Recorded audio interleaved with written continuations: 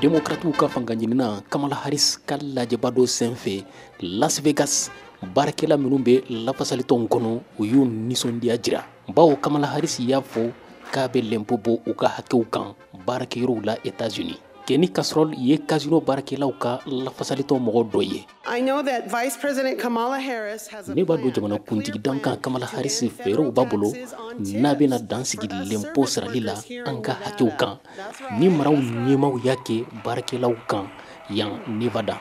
Tiɲɛ don Donald Trump y'a fɔ k'a bɛna kɛ an ka hakɛw kisibaga ye nka tiɲɛ t'a la. Is a dangerous lie.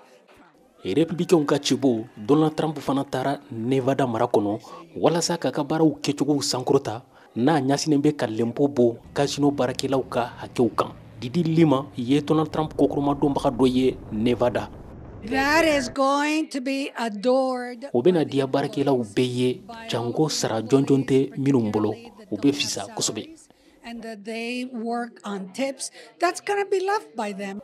Donald Trump ye Las Vegas ka polisiw ka dɛmɛ fana sɔrɔ. The majority of our citizens trust fasodenw fanba ka danaya bɛ an ka polisiw kan wa lakanatigiw bɛ jamanadenw ka nafa de lajɛ walasa k'u ka lakana sabati. Lakanatigiw n'o bɛ sɔrɔ ko yiriwali la wala mɔgɔw ka danaya b'u kan.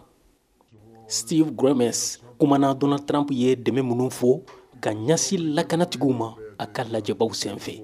a man like Donald Trump Donald Trump na jɛɲɔgɔnw y'a an dɛmɛ tuma bɛ u ka kampaɲiw kɔnɔ bawo u ko tulonkɛ tɛ kɛ lakanatigiw la politiki siratigɛ la. Baarakɛla bayirika minnu bɛ lafasalitɔnw kɔnɔ Nevada cobo fila ninnu jamana kunti kalata in na u mako b'u u ka dɛmɛw na kosɛbɛ. Catherine Gibson ka kumafɔla kunnafonidila don. Kamala Harris ye mobilitigiw ka lafasalitɔnw ka dɛmɛ sɔrɔ nga mobiliba bolilaw ka jɛkulu ani jagokɛlaw ka cakɛdaw kɔni ma sɔn ka Cebow si dɛmɛ. Nevada votekɛlaw dɔ bolo ko nin ye tamasiyɛn ɲuman ye. Edward Kemmer bɛ vote Donald Trump de ye Nevada. Mobilitigiw ka lafasalitɔnw bɛ vote démocratiw de ye tuma bɛɛ wa n'u ma vote démocratiw ye o kɔrɔ u bɛna vote Trump de ye. Las Vegas tobilikɛlaw ka lafasalitɔnw bɛ Kamala Harris de kokoroma dɔn. Ted Papa George ye tobilikɛlaw ka lafasalitɔn mɔgɔ dɔ ye Las Vegas. Bololabaarakɛlaw ka kɛkun sika b'u dusukun na fɔlɔ nga gɛlɛya bɛ yɔrɔ min u ye Cebow Trump kɔni kɛ kalontigɛla ye min ye jamana kuntigi dakan Kamala Harris ye a ka baarakɛcogo in bɛna dɔ bɔ fɛnw sɔngɔw la. U bɛ don duw kɔnɔ ka mɔgɔw kunnafoni. Claudia Montreal ye tobilikɛlaw ka lafasalitɔn mɔgɔ dɔ ye. Big corporations coming in. Baarakɛdabaw bɛ sɔngɔ minnu da mɔgɔw kan u ka ca kojugu i n'a fɔ balo sɔngɔ daji soko o de kama Cebow ɲuman ka sugandi walasa ka kunnafoniw ɲumanw di mɔgɔw ma.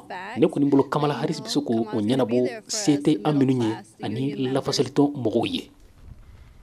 Nevada bɛ fara mara 7 minnu ka votekɛlaw ka ca kosɛbɛ États-Unis wa baarakɛla minnu bɛ lafasalitɔnw kɔnɔ jɔyɔrɔba de b'u la walasa ka se sɔrɔ ni jamana kunti kalata in na.